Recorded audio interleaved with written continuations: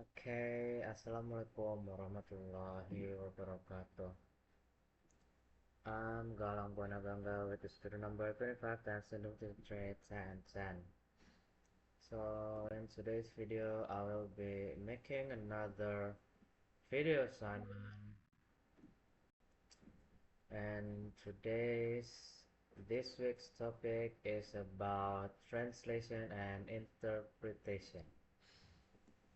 So before we get into the video, I would like to apologize that if I sound a little bit squeaky because I'm still having flu. So yeah, I will be starting the video now. So let's get to the topic.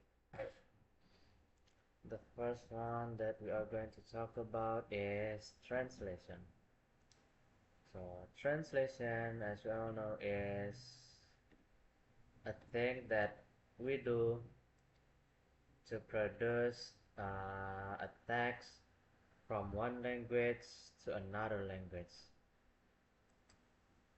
The first language is called source text, meanwhile the language that we replace it on is called target text.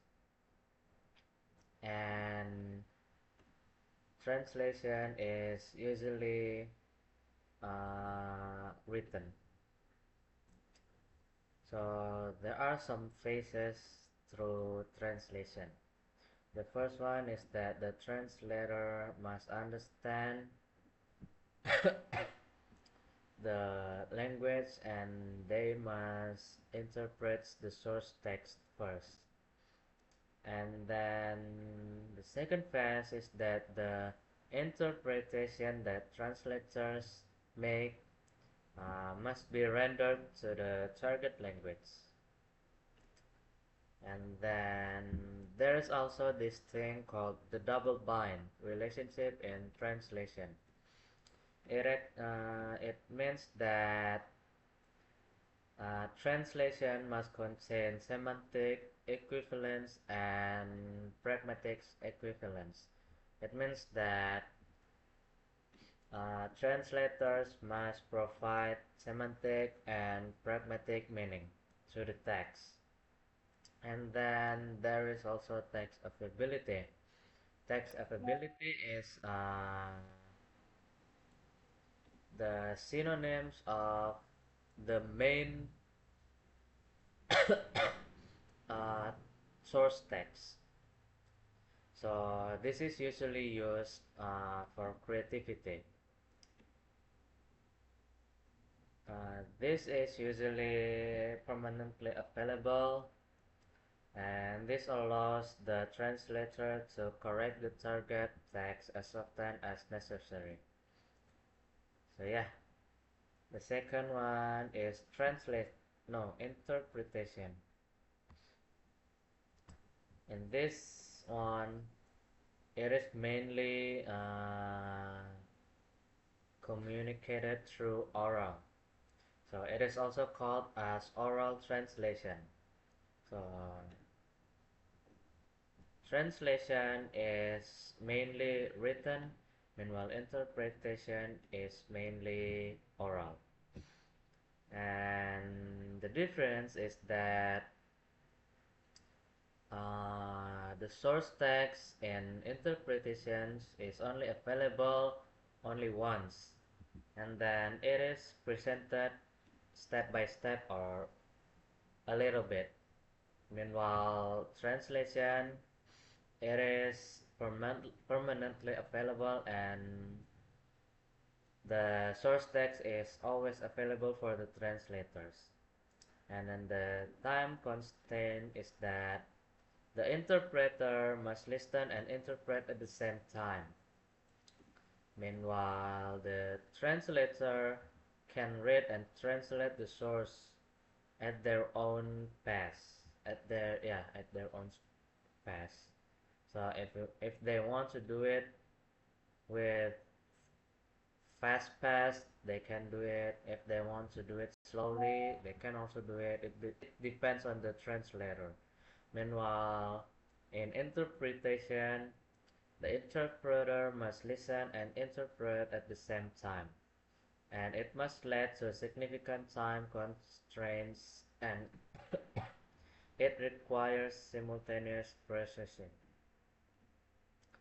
And then in interpretation, there are two main types. The first one is called consecutive interpreting.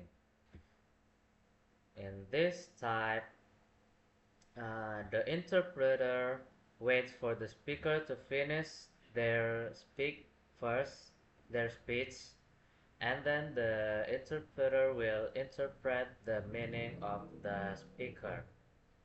Meanwhile, the second one, simultaneous interpreting, this one, the interpret speaks at the same pace as the speaker. So the interpreter sits in a booth and they render the interpretation at the same time as the speech is being made. They usually wear headphones or earphone and then they speak into the camera. The second type is usually used in news reports, things like that. And while consecutive interpreting is mainly used in daily lives. So yeah, and then the next one that we are going to talk about is the difference between human translation and machine translation. So for human translation, obviously they have to be bilingual and they have to possess the translation competence, which includes the core transfer competence needed to transfer the text, to transform the text.